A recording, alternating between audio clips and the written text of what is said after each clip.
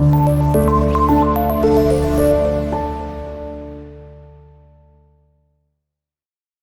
اللہ الرحمن الرحیم، السلام علیکم ورحمۃ اللہ وبرکاتہ۔ بچوں، آج ہم اسلامیہ جماعت 11ویں اس کا باب اول اور جو کہ علوم الحدیث سے متعلق سبق ہے اس کا تقریباً دوسرا لیکچر پڑھنے جا رہے ہیں۔ اس لیکچر میں ہم تدوین حدیث کا دوسرا دور، تدوین حدیث کا تیسرا دور، صحاح ستہ اور اصول اربع، یہ چیزیں پڑھیں گے۔ انشاءاللہ 4 ٹاپک کور کریں گے۔ تدوین حدیث کا دوسرا دور، یہ زمانہ کون سا ہے؟ زمانہ ہے دوسری صدی ہجری۔ پہلا 100 سال پہلی جو صدی تھی وہ مکمل ہو گئی، دوسری جو صدی ہجری ہے وہ دوسرا دور ہے۔ حکومتی سطح پر جو ہے احادیث کو تدوین کرنے کا سلسلہ جو ہے وہ شروع کیا گیا۔ اس کی وجہ یہ تھی کہ کبار صحابہ یعنی جو بڑے صحابہ تھے وہ اس دنیا سے جا چکے تھے، اللہ تعالیٰ کے پاس چلے گئے۔ اب احادیث کو محفوظ کرنا تھا لکھ کر، اس لیے اس کو حکومتی سطح پر جس بندے نے کام کروایا وہ تھے حضرت عمر بن عبدالعزیز رحمہ اللہ، اور 99 ہجری یعنی 100 ہجری میں انہوں نے حکومتی لیول پہ یہ اعلان کیا کہ تمام علماء جن کی انہوں نے ذمہ داری لگائی تھی وہ کیا کریں، تمام ذخیرہ احادیث کو جہاں جہاں انہیں ملتا ہے وہ لکھوا کر میرے پاس پہنچا دیں تاکہ اس کو کتابی شکل میں مدون کیا جا سکے اور رسول اللہ صلی اللہ علیہ وسلم کے فرامین کو محفوظ کیا جا سکے۔ اس ٹائم پہ کون سے محدثین تھے جنہوں نے اس ڈیوٹی کو، اس فرض کو انجام دیا؟ امام زہری تھے، ابن شہاب زہری جسے کہتے ہیں، امام مالک تھے، امام سفیان ثوری تھے۔ اسی طرح آپ کی کتاب صفحہ نمبر 6 دیکھیں گے تو اس میں آپ کو کئی نام ملیں گے، ٹھیک ہے؟ امام عبدالرزاق بھی ہیں، امام شافعی بھی ہیں، تو 3 کے نام میں نے لکھ دیے، 2-3 نام یہاں پر اور ہیں۔ یہ وہ محدثین ہیں جنہوں نے کیا کیا کہ عمر بن عبدالعزیز رحمہ اللہ کے کہنے پر احادیث کو جمع کیا اور حکومت تک پہنچا دیا۔ اس ٹائم پہ فقہ حنفی، ان کے بانی، اس فقہ کے بانی امام ابو حنیفہ رحمہ اللہ، انہوں نے بھی اپنی خدمات سر انجام دی، اور جو کہ بانی فقہ حنفی ہیں، فقہ حنفی کے بانی ہیں، تو انہوں نے بھی کئی کہہ لیں کہ خدمات جو وہ اپنی حدیث کے لیے پیش کی۔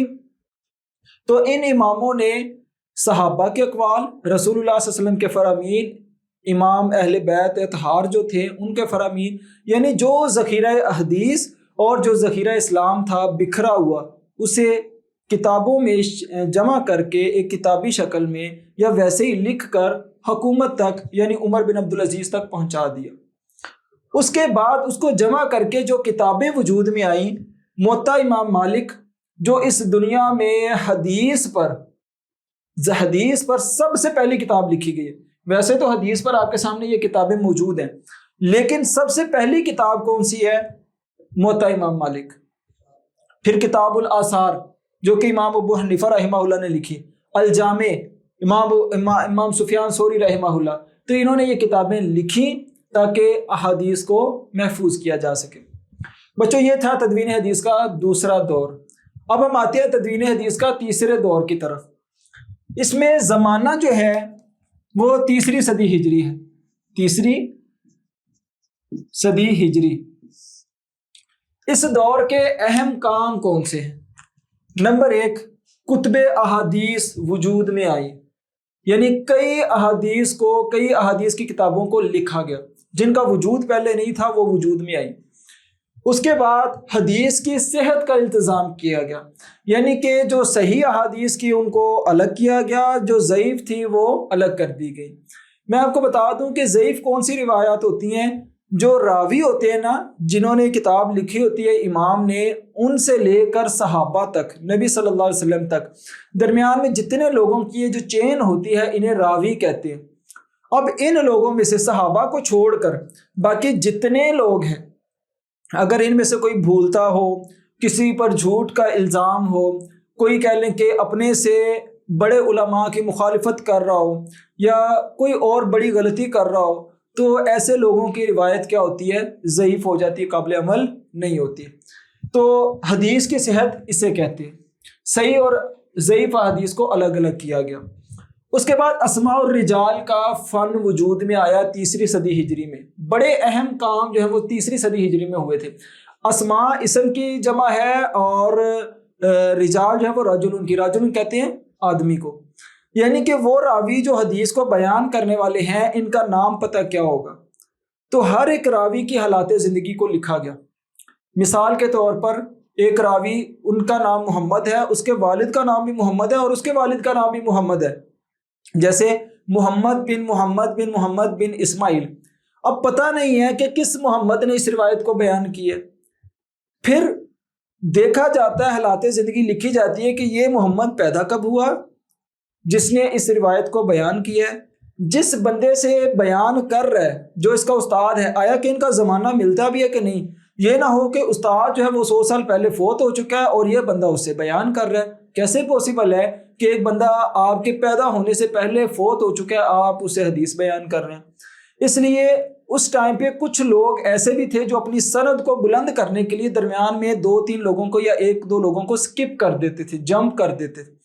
مثال کے طور پر میرے اگر گرینڈ ٹیچر ہے، میرے ٹیچر کے ٹیچر ہیں، تو میں چاہتا ہوں کہ میں لوگوں کو بتاؤں کہ میں نے ان سے پڑھا ہوا ہے، تو میں اپنے ٹیچر کو درمیان سے سکپ کر دوں، میں کہوں میں ڈائریکٹ ان سے پڑھا ہوا ہے، تو یہ تو غلط ہو جائے گا. اس لیے اسماء الرجال کا فن اس لیے وجود میں آیا کہ کوئی راوی یہ کام نہ کر سکے. اس کے بعد جرح و تعدیل. جرح کہتے ہیں زخم لگانا، یعنی کسی کا عیب بیان کرنا، اور تعدیل کہتے ہیں کسی کی عدالت بیان کرنا، کسی کی سچائی اچھائی کو بیان کرنا. تو اس ٹائم پہ پھر کتابیں وجود میں آئیں کہ جن لوگوں نے کتابیں لکھی وہ دیکھتے تھے فلاں بندہ جھوٹ تو نہیں بولتا، کبیرہ گناہ تو نہیں کرتا، اس پر جھوٹ کا الزام تو نہیں ہے، وہ بھولنے کی بیماری تو نہیں ہے، یا وہ کسی پر ایویں الزام تو نہیں لگاتا، کیا آیا کہ اس کا حافظہ ٹھیک ہے. یہ تمام چیزیں، ہر ایک چیز انہوں نے کتابوں میں درج کر دی. پھر اماموں نے جب وہ ان کو مراتب دیے، یہ ثقہ ہے، یہ ضعیف ہے، یہ صدوق ہے، اس سے بیان کی جا سکتی ہے، اس سے نہیں کی جا سکتی. جو لکھنے والے تھے وہ خود بھی معتبر تھے اور انہوں نے جو فیصلے اور رائے دی وہ بھی معتبر تھی. تو جرح و تعدیل یعنی کسی کی اچھائیاں اور اس کے عیب کو بیان کرنا تاکہ عیب والے انسان سے کوئی بندہ روایت بیان نہ کرے اور جس کی اچھائیاں ہیں اس کی روایت پر کوئی بات نہ کرے. اس کے بعد پھر کچھ اصطلاحات بھی وجود میں آئی. ٹھیک ہے، مثال کے طور پر مرفوع، موقوف، موضوع، ضعیف، مشہور، کچھ اس طرح کی اصطلاحات تھی. مرفوع مطلب وہ روایت جو ڈائریکٹ نبی صلی اللہ علیہ وسلم تک پہنچتی ہے. موقوف وہ ہے جو کہ صحابہ کرام تک جس کی سند پہنچتی ہے. اسی طرح موضوع وہ روایت ہے جس کو گھڑ لیا گیا ہوتا ہے، اپنی طرف سے من گھڑت روایت ہے. اسی طرح ضعیف وہ ہے جس کے بیان کرنے والے جو راوی ہیں، جو سلسلہ ہے، اس میں سے کوئی ایک بندہ ایسا ہے جس میں گڑبڑی ہے، یا تو وہ جھوٹ بولتا ہے، یا اس کو بھولنے کی بیماری ہے، یا وہ کہہ لیں کہ اپنے سے بڑوں کی مخالفت کر رہا ہے، یا کوئی بھی اس طرح کا مسئلہ ہو سکتا ہے. جو علماء نے شرائط بیان کی ہیں، اگر ان میں سے ایک شرط بھی ٹوٹ گئی تو کیا ہوگا؟ حدیث ضعیف ہو جائے گی. اس کے بعد پھر مشہور کہ حدیث کی وہ قسم جس کو بیان کرنے والے یعنی کہ کئی راوی ہوں تو یہ روایت مشہور ہو جاتی ہے. تو اس اعتبار سے کئی یعنی علم حدیث کا کام جو ہے وہ 3 صدی ہجری میں کیا گیا. بچوں، دوسری یعنی تدوین حدیث کا دوسرا دور، تدوین حدیث کا تیسرا دور، دونوں چیزیں ہم نے پڑھ لی ہیں. آپ کو یقیناً یہ سمجھ آ گیا ہوگا. یہ دونوں پیراگراف آپ کو کتاب کے صفحہ نمبر 6 پر ملیں گے. آپ نے اس کی ریڈنگ کرنی ہے اور جو اقتباس ہے میں نے وہ آپ کے سامنے پوائنٹس میں لکھ دیا. ٹھیک ہے، یقیناً آپ کو سمجھ آ گیا ہوگا. اب اس صفحے کا آخری جو پیراگراف ہے وہ دیکھیں، صحاح ستہ. صحاح ستہ، صحاح کہتے ہیں صحیح کی جمع صحاح ہے اور ستہ کہتے ہیں 6 کو. ٹھیک ہے، یعنی کہ ایسی 6 کتابیں جن میں روایات صحیح ہیں. اب آیا کہ 6 کی 6 کتابوں کی روایات ساری صحیح ہیں؟ ایسا نہیں ہے. یہ جو 2 کتابیں ہیں 100% ان میں روایات بالکل ایکوریٹ ہے، کسی ایک روایت پر کوئی شک نہیں ہے. جس طرح ہم قرآن کی آیت کو سنتے ہیں ہمارا ایمان ہے، اسی طرح بخاری اور مسلم 2 ایسی کتابیں اللہ تعالیٰ نے ان کو وہ شان دی ہے، وہ عظمت دی ہے کہ علماء نے اس پر لکھا ہے کہ اصح الکتاب بعد کتاب اللہ تحت ادیم السماء صحیح البخاری. اللہ تعالیٰ کے آسمان کے نیچے اس روئے زمین پر قرآن مجید کے بعد اگر کسی کتاب کو عظمت سب سے زیادہ ملی ہے وہ صحیح بخاری ہے. کیوں؟ اس میں کوئی روایت ضعیف ہے ہی نہیں. اور اسی طرح صحیح مسلم میں بھی کوئی روایت ضعیف نہیں ہے. ان دونوں میں تو کوئی روایت ضعیف نہیں ہے. یہ جو چار ہیں نا، ان میں جو زیادہ روایات ہیں وہ صحیح ہیں، باقی کم روایات یعنی تھوڑی روایات وہ ضعیف ہیں. یہ ایسے ہی سمجھ لیں جیسے 70%. ٹھیک ہے، تو یہ ایک ریشو ہے کہ اتنی روایات صحیح ہیں باقی ضعیف ہیں. تو فقہ کا ایک قاعدہ ہے الحکم علی الکثیر، حکم ہمیشہ زیادہ پر لگتا ہے. جیسے ہوتا ہے کلاس میں اگر آدھے سے زیادہ بچے غائب ہوں تو ٹیچر کیا کہتے ہیں؟ پوری کلاس ہی نہیں آئی. تو اسی طرح جن کتابوں میں زیادہ روایات صحیح ہیں اس لیے انہیں صحاح ستہ کہا جاتا ہے. ٹھیک ہو گیا بچوں؟ صحاح ستہ میں صحیح بخاری کا پہلا درجہ ہے، پھر صحیح مسلم ہے، پھر سنن ابی داود ہیں، پھر جامع ترمذی ہیں، پھر سنن نسائی ہیں، پھر سنن ابن ماجہ ہیں. یہ 6 کتابیں ہیں جن کو درجات دیے گئے. اس کے بعد یہ جو کتابیں ہیں یہ اہل سنت کے نزدیک معتبر ترین کتابیں ہیں حدیث پر. اسی طرح اصول اربع، یہ کتابیں اہل تشیع کے ہاں جو شیعہ حضرات ہیں ان کے ہاں یہ 4 کتابیں بڑی معتبر ہیں. مثال کے طور پر ان کی پہلی کتاب ہے الکافی، دوسری ہے من لا یحضرہ الفقی، تیسری ہے الاستبصار اور چوتھی ہے تہذیب الاحکام. یہ جو 4 کتابیں ہیں بنیادی، یہ ان کے ہاں معتبر سمجھی جاتی ہیں. اور یہ جو 6 کتابیں ہیں یہ اہل سنت والجماعت کے نزدیک معتبر سمجھی جاتی ہیں. اور ان کو لکھے جانے کا جو دورانیہ ہے وہ 3 صدی ہجری ہے. اگر آپ کتاب دیکھیں گے تو مصنف، کتاب اور اسی طرح آپ کو گوگل پہ ان کی تاریخ پیدائش اور وفات ساری چیزیں ملیں گی. آپ کو پتہ چل جائے گا کہ یہ کتابیں کس دور میں لکھی گئی ہیں. ٹھیک ہے، تو آج کے لیکچر میں ہم نے تدوین حدیث کا دوسرا دور پڑھ لیا، تدوین حدیث کا تیسرا دور پڑھ لیا. اسی طرح ہم نے صحاح ستہ کے بارے میں پڑھ لیا، اصول اربع کے بارے میں پڑھ لیا. آخری ٹاپک پڑھتے ہیں مستشرقین. مستشرقین کون ہوتے ہیں اور کہنے کہ ان کا مدعا کیا ہے، ان کا ایجنڈا کیا ہے. مستشرقین وہ لوگ ہیں جو اسلام میں سے عیب نکالتے ہیں، یعنی انہوں نے کوئی باریکی دیکھنی ہے، باریکی کو اسلام میں سے نکالنا ہے کہ دیکھیں جی اسلام میں عیب ہے، یہ تو جھوٹ ہے نعوذ باللہ، یہ ایسا کیوں ہے. مثال کے طور پر کون سے عیب نکالتے ہیں؟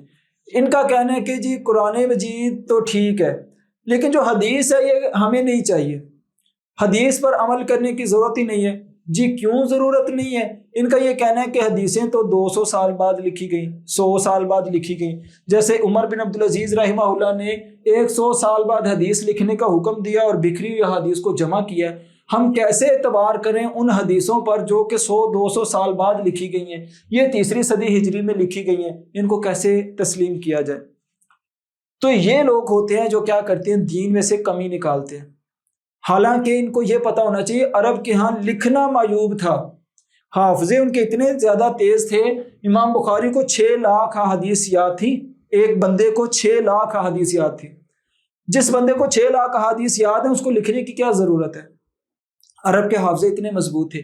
یہ جو کتابیں تھیں انہوں نے ہم جیسوں کے لیے لکھی ہیں کہ آنے والی نسلوں کے حافظے اتنے مضبوط نہیں ہوں گے، اس لیے ان کے لیے ذخیرہ حدیث ہم لکھ کر چلے جائیں.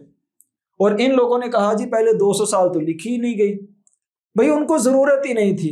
اس کی مثال اگر میں آپ کو عام لفظوں میں دوں تو آج 2025 میں کسی بندے سے آپ کہیں کہ آپ کے گھر کا نمبر آپ کو یاد ہے، وہ جیب میں سے کوئی چھوٹی سی ڈائری نکالے، اس کے صفحے اس طرح الگ الگ کرتا رہے اور ایک صفحے میں سے جا کے ایک نمبر نکالے، آپ کہیں گے کمال کا بندہ ہے.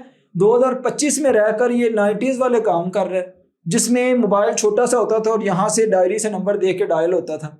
آج تو ڈیجیٹل دور ہے، موبائل ڈائریاں رکھنے کی ضرورت ہی نہیں ہے. جس طرح ہم اس ڈائری کو معیوب سمجھتے ہیں، اسی طرح جو عرب لوگ تھے وہ لکھنے کو معیوب سمجھتے تھے، اور انہوں نے وہ جو دورانیہ تھا اسی کو ہی اعتراض بنا لیا کہ 100-200 سال کیوں نہیں لکھی گئی، اس لیے ہمارا یہ اعتراض ہے. حالانکہ ان کو پتہ ہونا چاہیے کہ عرب کا حافظہ مضبوط تھا. تو مستشرقین کے اعتراضات کے بارے میں بھی ہم نے جان لیا. تو ٹوٹل آج کے لیکچر میں ہم نے 2 ٹاپک یہ اور 2 یہ، ٹوٹل 4 ٹاپک پڑھے ہیں. یقیناً آپ کو سمجھ آ گئی ہوگی، اور باقی پچھلا لیکچر بھی آپ نے سننا ہے، تدوین حدیث کا دور اول، ٹھیک ہے، وہ اور یہ والا لیکچر سنیں تاکہ آپ کو وہ سبق کی مکمل سمجھ آ جائے۔ اس کے بعد ہم احادیث کا آغاز کریں گے، ٹھیک ہے، تب تک اپنا خیال رکھیں۔ اللہ حافظ، السلام علیکم ورحمۃ اللہ وبرکاتہ۔